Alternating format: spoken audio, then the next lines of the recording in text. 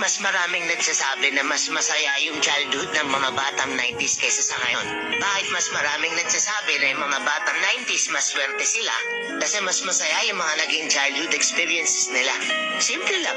Mga batang 90s pakinggan nyo to. Dapat ka konti.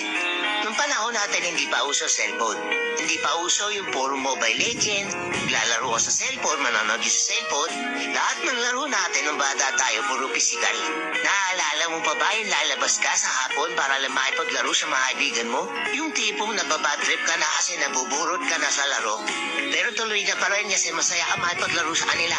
Yung tipong lalabas ka ng alas 3 ng hapon hanggang alas 6, hindi ka na pwede magpagabi kasi mapapalo ka. Pero yung maiksing oras na yun para makapaglaro ka, pakiramdam mo ang haba-haba na. Naalala mo pa ba? Pagdali mo sa eskwela, madaling-madali ka kasi may papanoorin ka ba?